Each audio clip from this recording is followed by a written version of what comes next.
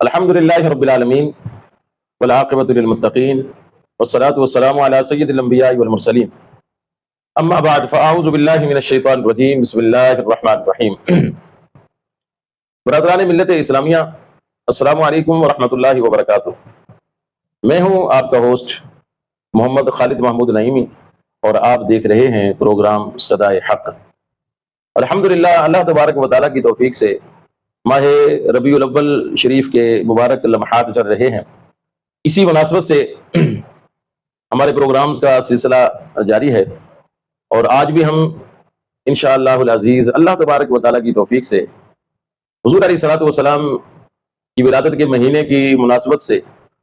اپنے پروگرام میں گفتگو کریں گے۔ اور آئیے آج کے پروگرام کا آغاز ہم قرآن پاک کی آیات بینات سے کرتے ہیں۔ قرآن پاک کی تلاوت کو سماعت کرنے کی سعادت حاصل کرتے ہیں۔ اعوذ باللہ من الشیطان الرجیم، بسم اللہ الرحمن الرحیم۔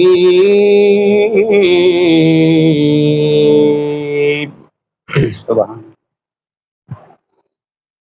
وَلَقَدْ كَتَبْنَا فِي الزَّبُورِ مِن بَعْدِ الذِّكْرِ أَنَّ الْأَرْضَ يَرِثُهَا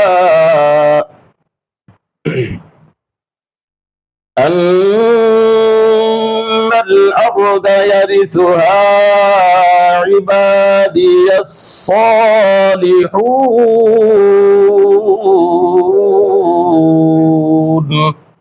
سبحان اللہ۔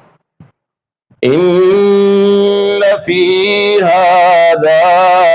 لبلاغا لقوم عابدين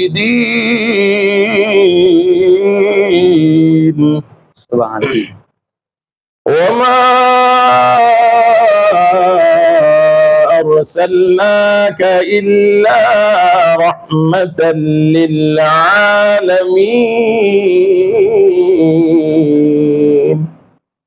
صدق اللہ العظیم۔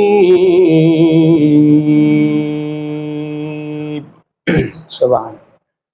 تلاوت کلام پاک کو سماعت کرنے کی ہم نے سعادت حاصل کی۔ حضرات محترم، آج ہمارے پروگرام میں ہمارے مہمان جو بڑی ایک عظیم علمی شخصیت ہیں، حضرت علامہ مولانا محمد عثمان قادری صاحب، حضرت آج ہمارے ساتھ ہمارے پروگرام میں موجود ہیں۔ سب سے پہلے ہم حضرت کا شکریہ ادا کرتے ہیں کہ انہوں نے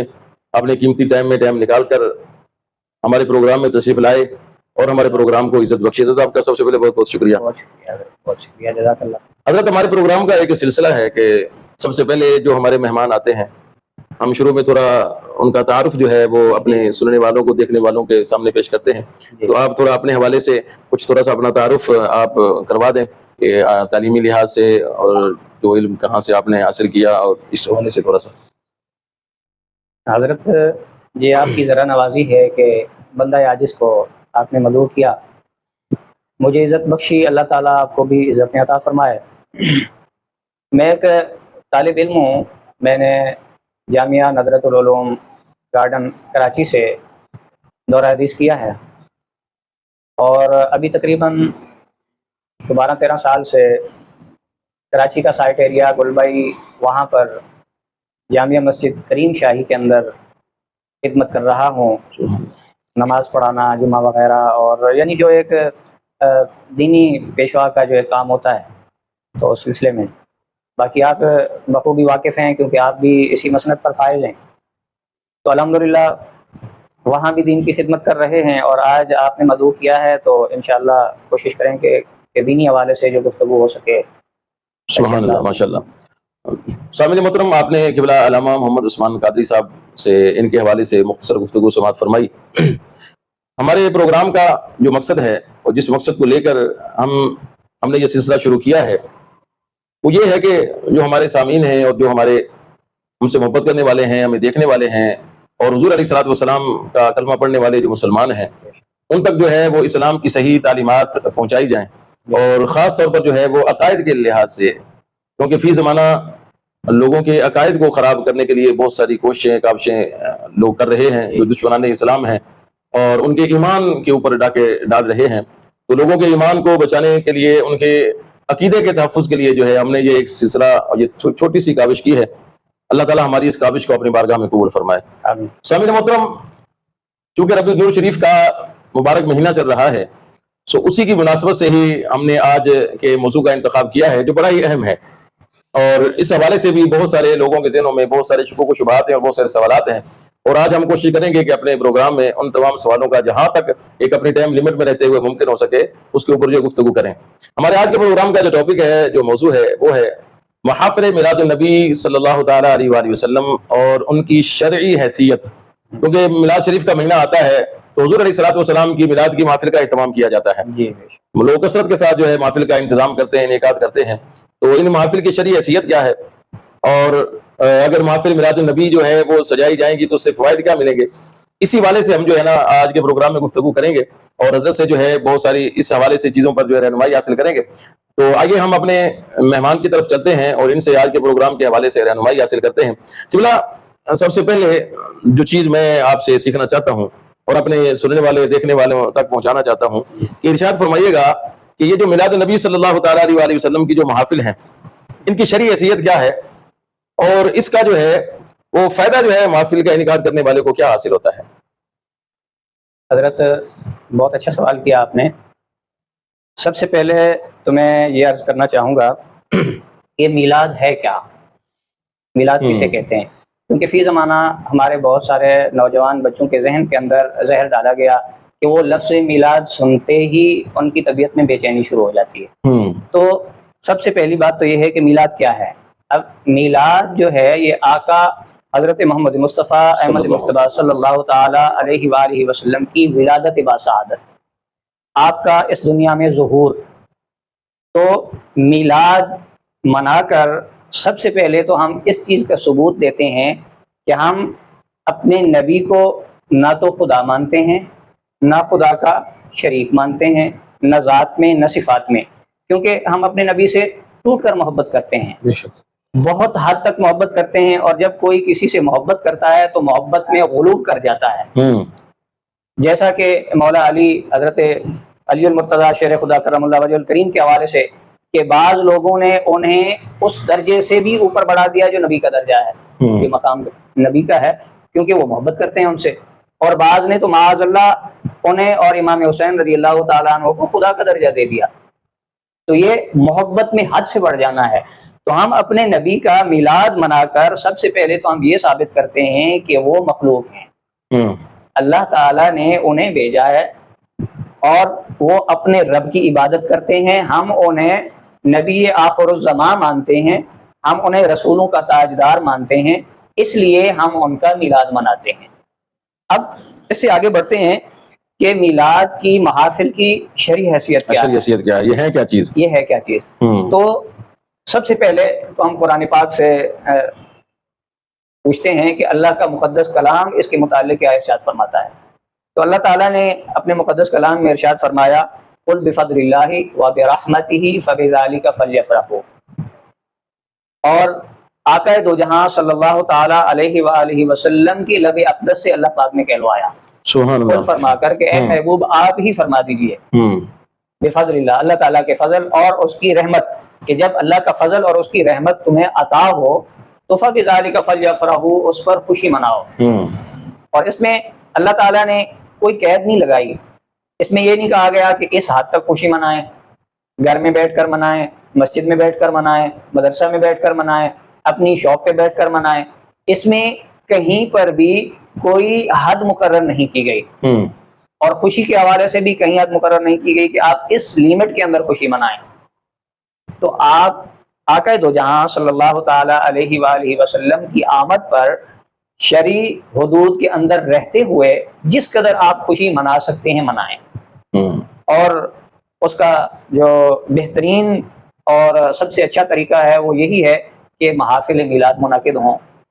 اور اس کے اندر بیٹھ کر پیارے محبوب صلی اللہ علیہ وسلم کا ذکر خیر ہو، اور اس سے ہماری آنے والی نسل کو بھی ذوق اور شوق پیدا ہو. تو اس طرح ہم آقا دو جہاں صلی اللہ تعالیٰ علیہ وآلہ وسلم کا میلاد منا سکتے ہیں، اور یہ محافل شرعی طور پر بالکل جائز ہیں، قرآن پاک سے ثابت ہیں، احادیث مبارکہ سے ثابت ہیں، اور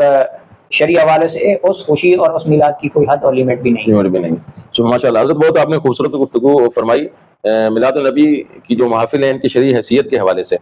ذرا یہ آپ ارشاد فرمائیں کہ فی زمانہ جو ہے فتنے جو ہیں وہ روز بروز بڑھتے جا رہے ہیں، آئے دن کوئی نہ کوئی نیا فتنہ جو ہے وہ ہمارے معاشرے کے اندر وہ سر اٹھا رہا ہے۔ جی تو آج کے فتنوں کے دور میں جو ہے جی محافل میلاد النبی جو ہے ان کا انعقاد کرنے کی کتنی ضرورت ہے؟ حضرت فی زمانہ بہت اشد ضرورت ہے اس بات کی کہ ہم اس پرفتن دور کے اندر اپنا ایمان محفوظ رکھیں، اور خاص طور پر امت مسلمہ کے وہ نوجوان بچے بچیاں، ہماری مائیں بہنیں کہ جو جگہ جگہ سے اٹھنے والے فتنوں کی وجہ سے اپنے ایمان سے ہاتھ دھو بیٹھتے ہیں، تو ان کے لیے یہ ہے کہ وہ زیادہ سے زیادہ آقا دو جہاں صلی اللہ تعالی علیہ وآلہ وسلم کی سیرت طیبہ کا مطالعہ کریں، اور اگر وہ خود نہیں پڑھ سکتے، ان کے پاس ٹائم کی قلت ہے، تو وہ کسی مستند ذریعے سے یا کسی مستند عالم دین سے سنیں اس طرح کے پروگرامز جس میں خالصتاً آقا دو جہاں صلی اللہ تعالی علیہ وآلہ وسلم کی سیرت پاک کو اجاگر کیا جائے، اور جب وہ حضور کی سیرت سے بخوبی واقف ہو جائیں گے تو وہ خود اس قابل ہو جائیں گے کہ وہ ان فتنوں کا مقابلہ کر سکیں، تو اس طرح جو ہے وہ اپنے ایمان کو محفوظ رکھ سکتے ہیں، ان فتنوں سے اپنے آپ کو بچا سکتے ہیں۔ مطلب یہ کہ حضرت آپ نے جو گفتگو فرمائی تو میں اس سے یہ سمجھا کہ چونکہ فتنے جو ہیں وہ روز بروز بڑھتے جا رہے ہیں، تو ان محافل کا جتنا زیادہ انعقاد کیا جائے گا اور اس میں جو ہے وہ امت کی اصلاح کی جائے گی اور ان فتنوں کے بارے میں لوگوں کو آگاہی دی جائے گی، تو اس سے جو ہے وہ ان کے ایمان کو بچایا جا سکتا ہے، ان کے عقیدے کو بچایا جا سکتا ہے۔ سبحان اللہ حضرت بہت خوبصورت گفتگو جو ہے وہ آپ کے ساتھ ہماری چل رہی ہے، اور میلاد النبی کی جو محافل ہیں اسی کے حوالے سے ہماری گفتگو چل رہی ہے، اور ہم حضرت سے جو ہے وہ رہنمائی حاصل کر رہے ہیں۔ قبلہ ایک اور سوال جو ہے وہ لوگوں کے ذہنوں میں آتا ہے، اور آپ یوں سمجھیں کہ گویا میں جو اپنے سننے والوں کے ذہنوں کے اندر جو پیدا ہونے والے سوالات ہیں ان کی ترجمانی کر رہا ہوں، اور ان کی طرف سے جو ہے نا وہ سوال ہیں، اور میں ان سوالوں کا جواب جو ہے وہ آپ سے طلب کر رہا ہوں، اور میں خود بھی جو ہے اس سے سیکھوں گا، اور جو ہمارے سننے والے سامعین ہیں، حاضرین ہیں، وہ بھی اس سے استفادہ حاصل کریں گے۔ تو یہ فرما دیں کہ نبی پاک صلی اللہ تعالیٰ علیہ وسلم کا جو ذکر پاک ہے، حضور علیہ الصلوۃ والسلام کی ولادت کا ذکر پاک، یہ ایمان کی تازگی کا یہ کس طرح باعث بنتا ہے، اور اس سے ایمان کو کیا تازگی ملتی ہے، اور اس سے ایمان کو کیا حرارت ملتی ہے، اس حوالے سے تھوڑی سی جو ہے نا آپ روشنی ڈالتے ہیں۔ جی حضرت آقا دو جہاں صلی اللہ تعالی علیہ وآلہ وسلم کا ذکر جو ہے یہ دلوں کے اوپر لگے ہوئے زنگ کو اتارتا ہے، اور آپ کے علم میں ہے کہ اللہ تعالیٰ فرماتا ہے کہ جب صاحب ایمان لوگوں پر قرآن کی آیات پڑھی جاتی ہیں یا اللہ کے محبوب کا ذکر کیا جاتا ہے تو ان کے ایمان میں اضافہ ہوتا ہے، ان کی بند گرہیں کھلتی ہیں، ان کے سینے کے اندر کشادگی پیدا ہوتی ہے، ان کے ذہنوں کے اندر تازگی پیدا ہوتی ہے۔ تو اس طرح جب آقا دو جہاں صلی اللہ تعالی علیہ وآلہ وسلم کا ذکر ہمارے سامنے کیا جاتا ہے تو ہمارے دل اس سے مسرت حاصل کرتے ہیں، ہمارے دلوں میں کشادگی پیدا ہوتی ہے، ہمارے سینوں میں کشادگی پیدا ہوتی ہے، اور ہماری سوچ اس سے پاکیزہ ہوتی ہے،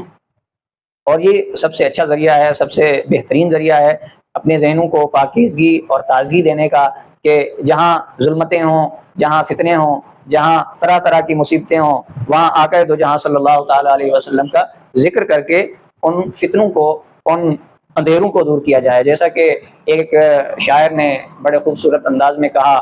کہ آقا دو جہاں صلی اللہ تعالیٰ علیہ وآلہ وسلم کے ذکر کے حوالے سے، کہ وہ اشعار کی صورت میں شاید ہو سکتا ہے کہ میں بیان نہ کر پاؤں، تو وہ فرماتے ہیں کہ آفتاب ہدایت کی باتیں کرو، ظلمتوں کا جنازہ نکل جائے گا۔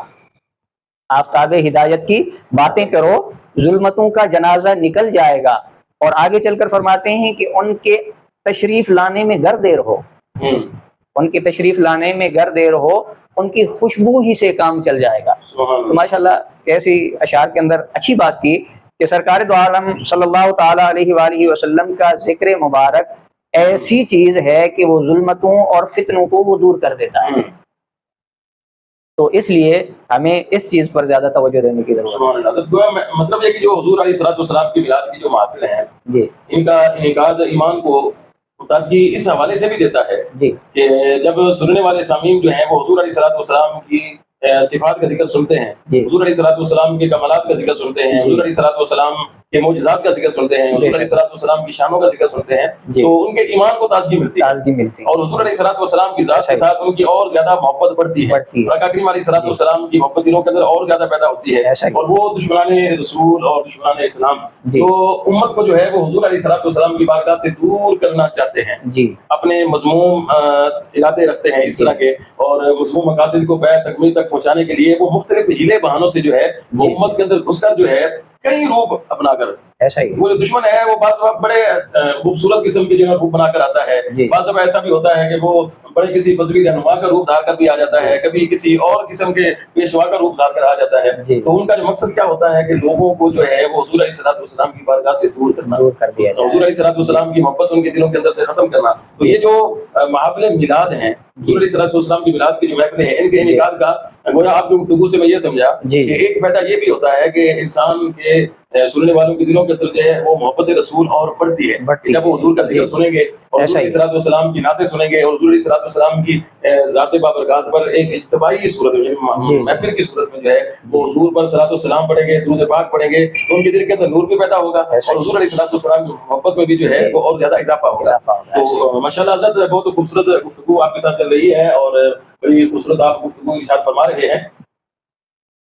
اب جملہ ارشاد فرمائیں کہ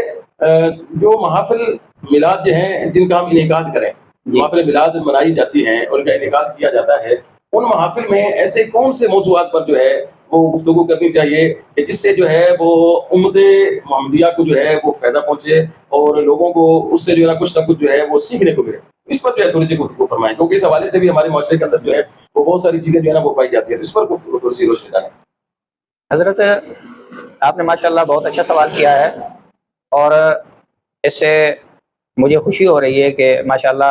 اللہ تعالیٰ نے آپ کو صاحب بصیرت بنایا ہے. تو میں یہ عرض کر رہا ہوں کہ اس میں سب سے پہلے تو سیرت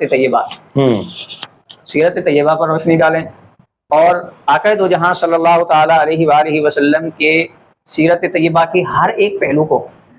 اب جیسے مثال کے طور پر آقا علیہ السلام کا حسن اخلاق، سبحان اللہ سبحان اللہ، کہ حضور صلی اللہ علیہ وسلم نے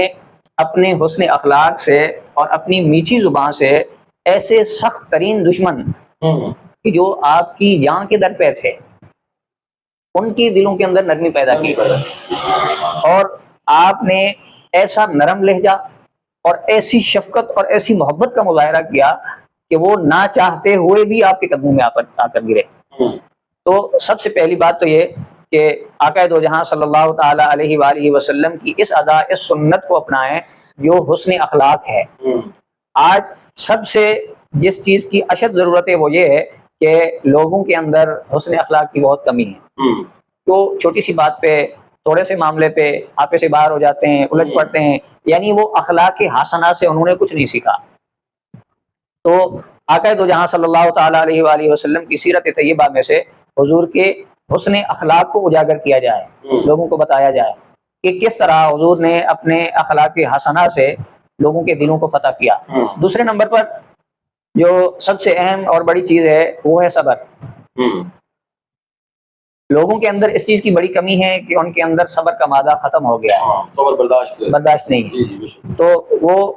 اس بات پہ بھی بہت زور دینا چاہیے کہ ان کے اندر جو ہے صبر پیدا ہو. اور یہ صبر ایسی چیز ہے کہ اللہ تعالیٰ نے ہر ایک نیکی کا حکم دیا ہے کہ جیسے آپ جانتے ہیں واقیموا الصلاۃ وآتوا الزکاۃ وارکعوا مع الراکعین، لیکن اللہ تعالیٰ نے کہیں پر یہ نہیں فرمایا کہ میں زکوٰۃ دینے والوں کے ساتھ ہوں، میں نماز پڑھنے والے کے ساتھ ہوں، لیکن اللہ تعالیٰ نے یہ فرمایا کہ میں صبر کرنے والوں کے ساتھ ہوں. تو یہ صبر جو ہے یہ ایک ایسی عظیم نعمت ہے کہ جو بندہ اس کو اپناتا ہے اس کے لیے دنیاوی طور پر بھی اور اخروی طور پر بھی بہت سارے راستے کھلتے ہیں اور بہت سارے پرائے جو ہے اس کے اپنے ہو جاتے ہیں. تو ہمیں اس چیز پر بھی غور کرنے کی ضرورت ہے کہ ہم حسن اخلاق کو بھی اپنائیں، صبر کو بھی اپنائیں، اور جیسا کہ آقا دو جہاں صلی اللہ تعالیٰ علیہ وآلہ وسلم کی سنت مبارکہ ہے آپ ہر ایک کام میں استقامت دکھاتے تھے اور اسی کا آپ حکم بھی دیتے تھے، اور صحابہ کرام رضوان اللہ تعالی علیہم اجمعین استقامت کے پہاڑ تھے کہ وہ جب بھی دین اسلام کی بات کرتے، سامنے جس قدر مشکلات ہوتی وہ ڈٹ جاتے، استقامت دکھاتے۔ تو جب مرد مومن استقامت دکھاتا ہے، اس کے پاؤں نہیں اکھڑتے، تو پھر دشمن کے پاؤں اکھڑ جاتے ہیں، پھر شیطان وہاں سے بھاگ جاتا ہے۔ بہت ماشاءاللہ حضرت خوبصورت آپ نے جواب ارشاد فرمایا، اور بڑی معلوماتی گفتگو آپ کے ساتھ ہماری چل رہی ہے۔ جو مطلب ابھی آپ نے جو ارشاد فرمایا جی اس میں اگر میں تھوڑا سا ایڈ اس میں کروں، جی بالکل ارشاد فرمائیں۔ موضوعات ایسے جی کہ کون سی ایسی چیزیں ہیں جن کو ہم ساتھ میں میلاد کی محفل میں شامل کر کے جو ہے جی اس سے امت کو فائدہ پہنچا سکتے ہیں، جس طرح اللہ تبارک و تعالیٰ کی وحدانیت کے حوالے سے ہے، بے شک۔ حضور علیہ الصلوۃ والسلام کی سیرت کے حوالے سے ہے، جی اور پھر خاص طور پر جو ہے وہ حضور علیہ الصلوۃ والسلام کی محبت اور ادب کے حوالے سے، جی کیونکہ فی زمانہ جو ہے نا یہ بھی ایک بڑی چیز چل رہی ہے کہ حضور علیہ الصلوۃ والسلام کا ادب جو ہے نا وہ لوگوں کے دلوں کے اندر سے نکالا جا رہا ہے۔ نکالا جا رہا ہے۔ اور ابھی ہم دیکھتے ہیں کہ بارگاہ مصطفیٰ لوگ حج عمرے پہ جا رہے ہوتے ہیں تو جی وہاں پر جس طریقے سے بے ادبیاں کر رہے ہوتے ہیں، اور جس طریقے سے جو ہے نا ان کے یہ سیلفیوں کا معاملہ اور دیگر چیزیں، یہ سب چیزیں اس وقت ہوتی ہیں کہ جب انسان کے دل کے اندر سے ادب کی اہمیت ختم ہو جاتی ہے۔ ختم ہو جاتی ہے۔ جو با ادب ہوتا ہے وہ ہر جگہ پر اس کا با ادب ہونا نظر آتا ہے، جی اور جس کو ادب کی اہمیت کا علم نہیں ہوتا، یا جو ادب کی اہمیت کو سمجھتا نہیں ہے، جانتا نہیں ہے، تو اس کو اکثر دیکھا گیا ہے کہ وہ مکے میں بھی چلا جائے، جی وہ مدینے میں بھی چلا جائے، تو وہاں جا کر بھی وہ بے ادبیاں ہی کر رہا ہوتا ہے۔ جی جی تو یہ ادب مصطفیٰ جو ہے خاص طور پر، اور محبت مصطفیٰ جو ہے، اس حوالے سے بھی جو ہے وہ خاص طور پر جو ہے میلاد کی محفل میں جو ہے اس کے اوپر جو ہے وہ فوکس کرنا چاہیے، اور ایسے موضوعات کا انتخاب کرنا چاہیے۔ اور ایک اور چیز جو حضرت آپ سے میں عرض کروں کہ ہمارے معاشرے کے اندر جو ہے وہ قوت برداشت جو ہے نا جی یہ بہت زیادہ کم ہوتی جا رہی ہے۔ جی اب دیکھیے آئے دن ہم جو ہے نا وہ سنتے ہیں کہ فلاں جگہ پہ ایسا واقعہ ہوا کہ جناب وہ 3 بھائیوں کو مار دیا، 2 بھائیوں کو مار دیا، اور اتنے لوگوں کا قتل ہو گیا، اور یہاں تک کہ اور دیگر بہت سارے معاملات، چھوٹے چھوٹے جھگڑے ہوتے ہیں، اور بات جو ہے وہ انسانی جان کے زیادہ تک چلی جاتی ہے، جی اور وہ جانی مالی نقصان تک چلی جاتی ہے۔ لوگ جو ہے وہ مطلب اپنے اندر قوت برداشت جو ہے نا بات کو برداشت نہیں کرتے، ذرا سا بھی حوصلہ ان کے اندر نہیں ہے۔ جی تو اس حوالے سے بھی دیکھو کہ ہمارے نبی پاک صلی اللہ تعالیٰ علیہ وسلم نے جو ہے ہمیں جو ہے وہ قوت برداشت کا وہ درس دیا ہے، اور ہمیں یہ آپ نے تعلیم فرمائی ہے کہ دیکھو میں اپنی جان کے دشمنوں کو میں نے معاف کر دیا، جی جنہوں نے مجھے میرے آبائی شہر مکے سے نکالا، اور ان کے رویے کی وجہ سے مجھے مکہ شہر چھوڑنا پڑا اور بے کر کے مدینہ المنورہ جانا پڑا، جی میں نے ان کو بھی معاف کر دیا، اور جو میری جان کے دشمن تھے ان کو معاف کر دیا، جی اور جنہوں نے میرے اپنے خونی رشتے داروں کے قتل کیے اور ان جی کی جانیں لی، میں نے ان کو بھی معاف کر دیا۔ تو جب میں اللہ کا نبی ہو کر اور ہر چیز کا اختیار رکھتے ہوئے بھی کہ جی میں چاہتا تو بدلہ لے سکتا تھا، ان سے انتقام لے سکتا تھا، لیکن اگر میں نے معاف کر دیا ہے جی تو میرا کلمہ پڑھنے والے میرے امتیوں میرے غلاموں تم بھی اپنے اندر سے کچھ جو ہے برداشت پیدا کرو۔ جی تو یہ تھوڑا سا جو ہے آپ اس کے کیا فرماتے ہیں کہ برداشت کے حوالے سے ہمارے معاشرے کے اندر ہمارے سننے والے جاننے والوں کو کہ وہ کچھ تھوڑا ایسا وہ کریں کہ اگر کبھی کوئی مسئلہ کسی کے ساتھ کوئی معاملہ ہو بھی جاتا ہے تو کوشش کریں کہ چیزوں کو جو ہے معاف کرنے کا جذبہ جو ہے وہ اپنے اندر پیدا کریں۔ اور پھر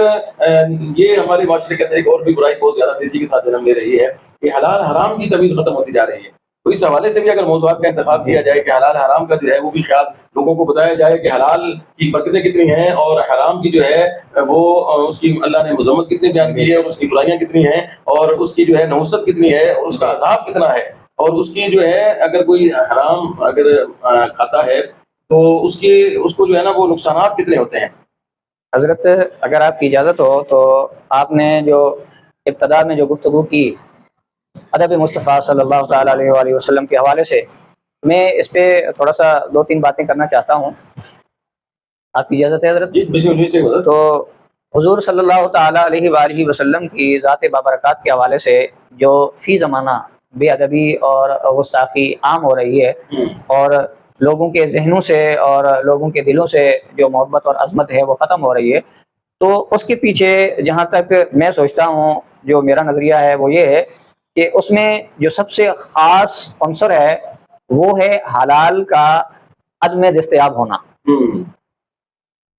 اور حرام کی کثرت۔ تو جب کسی کے لقمہ کے اندر حرام شامل ہوگا اور وہ جا کر اس کے جسم کی غذا بنے گا، تو یہ آپ بھی سمجھتے ہیں، اور خاص طور پر جو سائنسی لوگ ہیں، جو ڈاکٹر حضرات ہیں، وہ اس چیز کو بہت زیادہ خوبی سے سمجھتے ہیں کہ جب ہم کوئی چیز کھاتے ہیں تو وہ پہلے ہمارے معدہ کے اندر جاتی ہے، وہ اسے چھوٹے چھوٹے ذرات کے اندر تقسیم کرتا ہے، اور وہاں سے وہ پورے جسم کو، سر، آنکھیں، کان، ناک، بازو، یعنی جسم کے ہر ایک حصے تک وہ اس خوراک کو پہنچاتا ہے.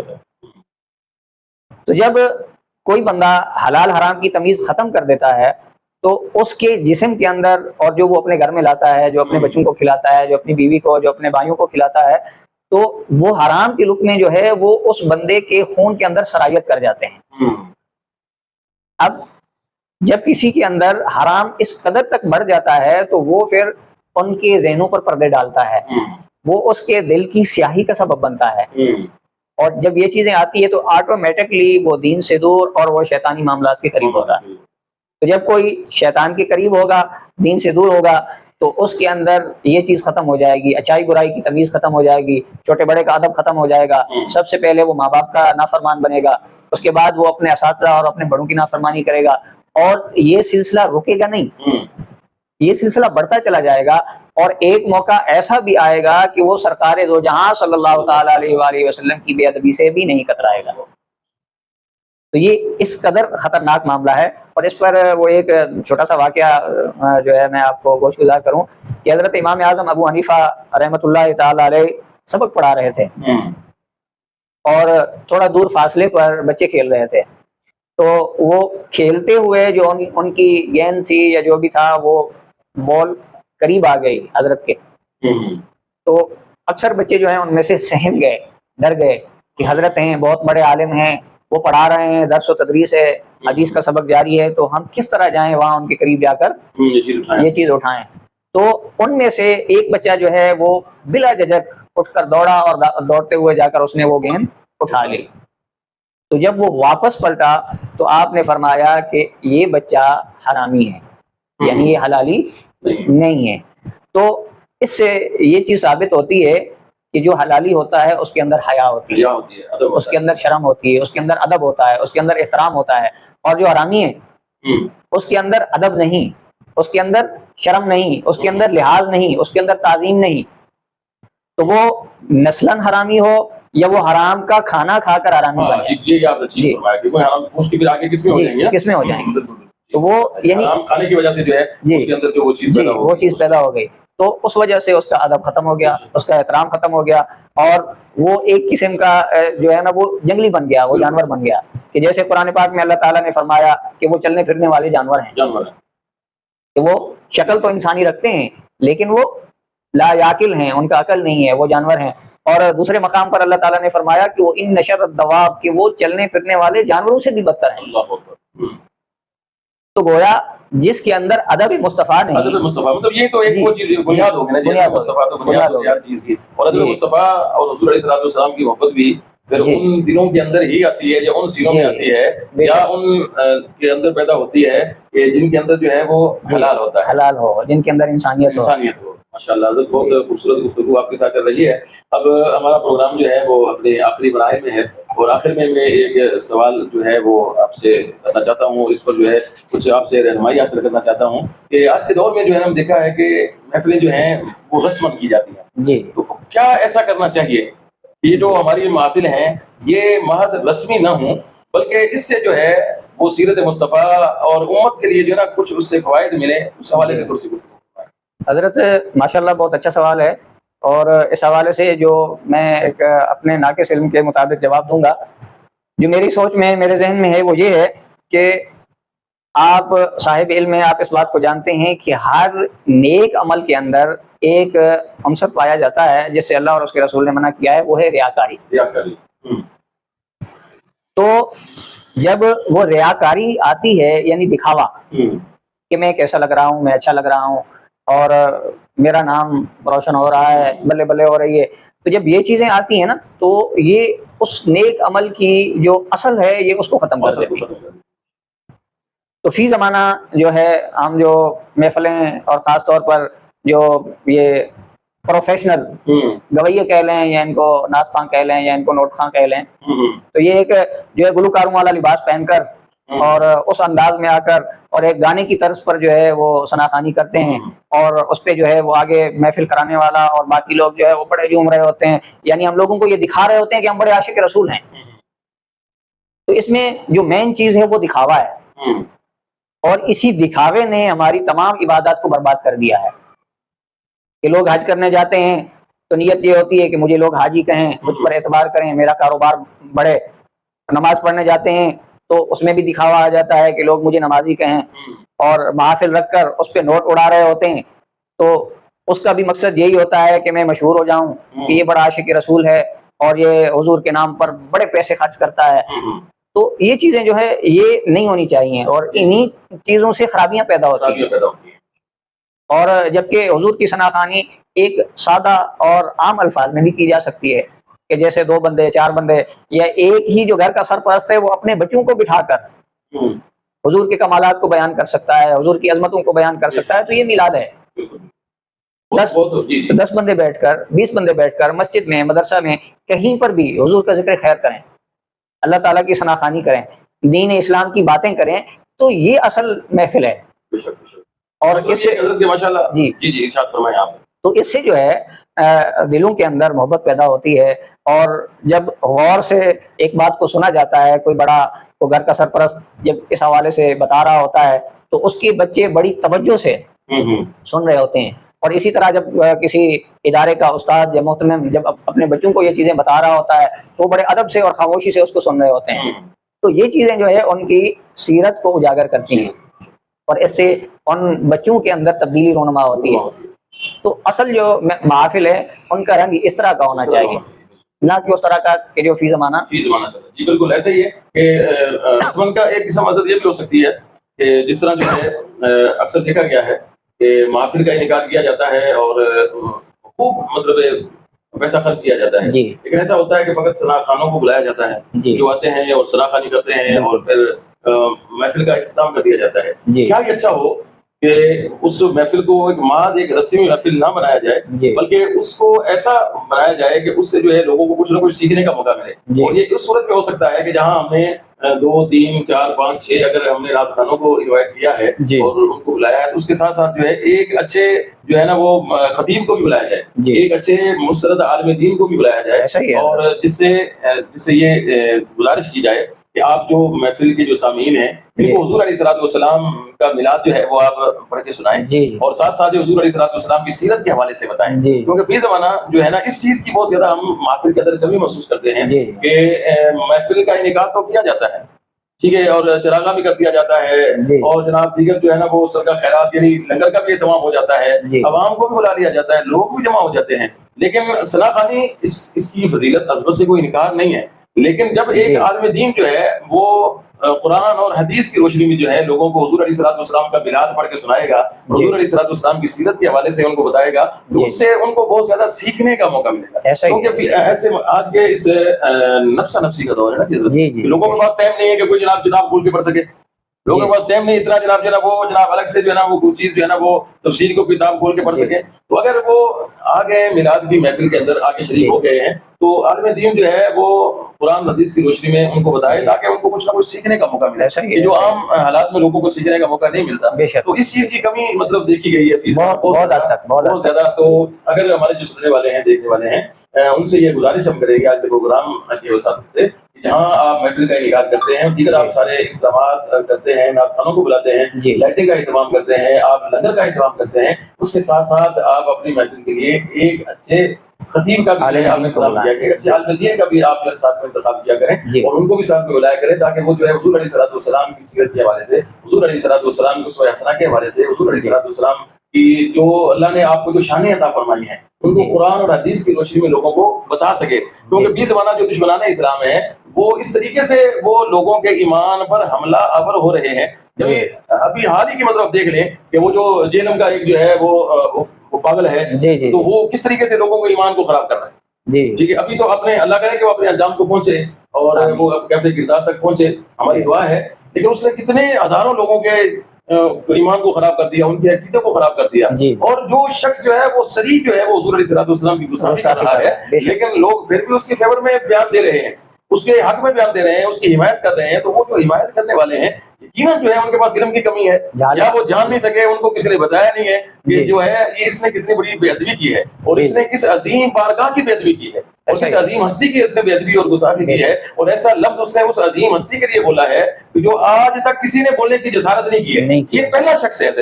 جی یہ پہلا جو ہے یہ پاگل کتا ہے، اس جی نے ایسے الفاظ جو ہیں وہ حضور نبی پاک صلی اللہ تعالیٰ علیہ وسلم کی ذات کے بارے میں بولے ہیں اور جی پھر اس کے اوپر ڈٹ گیا ہے، ایسا اور ہی پھر ہے اس کے اندر اور قسم کی جو طویلیں پیش کرتا ہے، جی ان طویلوں کے اندر مزید جو ہے وہ حضور علیہ السلام کی بےعزتی پر گستاخی کرتا جا رہا ہے۔ جی تو ایسے فتنوں سے لوگوں کے ایمان کو بچانے کے لیے، عقائد کو بچانے کے لیے جو محافل کا اہتمام کرنے والے عاشقان رسول ہیں، جی ان سے ہماری گزارش ہے کہ خدا کے لیے جہاں آپ دیگر ساری چیزوں کا اہتمام اور انتظام کرتے ہیں، ساتھ ساتھ میں ایک اچھے عالم دین کو بھی عالم آپ دین جو کو ہے بلائیں، ان کو بھی بلایا کریں بے شک تاکہ لوگوں کو جو ہے وہ صحیح جو ہے علم سیکھنے کا موقع ملے۔ سامعین محترم، آج ہماری گفتگو اسی حوالے سے تھی، میلاد النبی کے موضوع کے حوالے سے، اور اسی سے ریلیٹڈ جو ایک چیز ہے کہ جو محافل کا اہتمام کیا جاتا ہے، جی اسی کے حوالے سے آج ہم نے گفتگو کی اور حضرت سے بہت ساری چیزیں ہم نے سیکھی، اور یقیناً آپ کے علم میں بھی اضافہ ہوا ہوگا اور آپ نے بھی بہت ساری چیزیں سیکھی ہوگی۔ آخر میں حضرت کوئی ہمارے جو سننے والے ہیں اور ہمیں جو دیکھنے والے ہمارے سامعین ہیں، عابدین ہیں، ان کو آپ کوئی اچھا میسج دے دیں میلاد کے حوالے سے۔ حضرت ماشاءاللہ ویسے تو بہت ہی اچھی گفتگو ہو گئی ہے، لیکن میں صرف اتنا کہنا چاہوں گا تمام سننے والوں کو کہ وہ سب سے زیادہ جس چیز پر ان کو توجہ دینے کی ضرورت ہے وہ ہے صحیح دینی معلومات، کہ وہ یا تو خود اس چیز کے اہل بنے کہ وہ کسی مستند مصنف جو حقیقی طور پر دین کا درد رکھنے والا ہو اور جس نے صحیح معنوں میں ترجمانی کی ہو، اس کا ترجمہ یا اس کی تفسیر پڑھیں، اور اگر اس حوالے سے ان کے پاس ٹائم نہیں ہے یا وہ اتنا وسعت اور طاقت نہیں رکھتے کہ وہ پڑھ سکیں، تو کم از کم وہ کسی مستند عالم کو جو صحیح معنوں میں دین اسلام پر ہے اس کو وہ سنیں اور اس سے دین سیکھیں، کیونکہ زیادہ تر معاملات جو ہیں وہ جہالت کی وجہ سے ہو رہے ہیں اور لوگوں کو پتہ ہی نہیں ہے، ان کو پتہ ہی نہیں ہے کہ دین اسلام ہے کیا، دین اسلام کے اندر کتنی وسعت ہے، وہ ان چیزوں سے بالکل لا علم ہیں۔ کیونکہ فی زمانہ ہم لوگوں نے صرف یہ سنا ہے کہ بس جو اسکول میں، کالج میں یا یونیورسٹی میں پڑھ لیا ہے، جو ہم نے بزنس کرنا سیکھ لیا ہے، جو ہم نے کاروبار کرنا سیکھ لیا ہے، وہ صرف اس کو تعلیم سمجھتے ہیں۔ حالانکہ حقیقت میں جو علم ہے، جو تعلیم ہے، وہ اللہ تعالیٰ کے دیے ہوئے تمام احکامات کو جاننا ہے اور اس پر عمل کرنا ہے۔ یعنی سادہ الفاظ میں ہم کہیں تو ہمیں قرآن پاک کو سمجھنا ہے، نہ صرف پڑھنا ہے بلکہ قرآن پاک کو سمجھنا ہے، اور اس کو سمجھ کر اپنے بچوں کی تربیت اس حوالے سے کرنی ہے، نسلوں کی تربیت کرنی ہے۔ تو فی زمانہ ہمارے ہاں یہ ایک ماحول بن گیا ہے کہ ہم نے بچوں اور خاص طور پر بچیوں کو تو بالکل قرآن پاک پڑھانا ہی نہیں، ان کو تو دین سے بالکل ہی ناواقف رکھنا ہے۔ تو جب بچیاں دین سے دور ہوں گی، پڑھی لکھی نہیں ہوں گی، ان کو دین کا، قرآن کا پتہ نہیں ہوگا، اور آپ اس سے بخوبی واقف ہیں کہ بچے کی پہلی درسگاہ اس کی ماں کی گود ہے۔ اب جب درسگاہ ہی علم سے خالی ہے تو وہاں اس اسٹوڈنٹ کو، اس بچے کو کیا ملے گا اور اس کی تربیت کیسے ہوگی؟ تو سب سے زیادہ میں اس چیز پر زور دوں گا کہ اس چیز کو اپنائیں اور اپنی بھی تربیت اور اپنی اولاد کی بھی تربیت اچھی کریں اور دین اسلام کے حوالے سے انہیں معلومات دیں۔ سبحان اللہ۔ معزز سامعین، آج ہم نے محفل میلاد النبی صلی اللہ تعالیٰ علیہ وسلم کرنے کے فوائد اور ان کی جو شرعی حیثیت ہے اس حوالے سے گفتگو کی۔ ہمارا پروگرام اختتام کو پہنچا۔ ہم حضرت آپ کا شکریہ ادا کرتے ہیں کہ آپ نے ماشاءاللہ بہت ٹائم دیا ہمیں۔ آپ کی آمد کا شکریہ، اللہ تبارک و تعالیٰ آپ کا آنا اپنی بارگاہ میں قبول فرمائے، اور تمام سامعین کا شکریہ جو ہمارے ساتھ موجود رہے، جو ہمیں بعد میں سنیں گے، دیکھیں گے۔ ہماری گزارش ہے کہ انشاءاللہ اس طرح کے پروگرام ہم آپ کے لیے مزید بھی لے کر آئیں گے۔ آپ ہمارے ساتھ جڑے رہیں اور صدائے حق چینل کے ساتھ جڑے رہیں، صدائے حق پروگرام کے ساتھ جڑے رہیں۔ انشاءاللہ آپ کو بہت ساری چیزیں دین اور اسلام کے بارے میں سیکھنے کو ملیں گی۔ اللہ تبارک و تعالیٰ ہم سب کا حامی و ناصر ہو۔ آخر میں دعا کے چند بسم اللہ الرحمن الرحیم، اللہم صلی وسلم دائما ابدا علی حبیبک خیر الخلق کلہم۔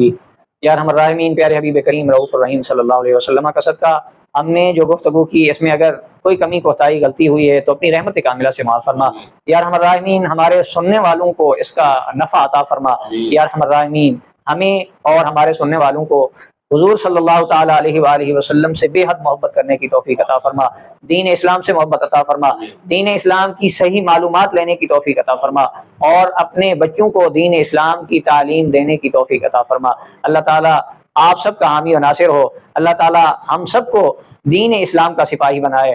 وصلی اللہ تعالیٰ علی حبیب خیر خلقہ محمد وآلہ وصحبہ اجمعین برحمتک یا ارحم الراحمین۔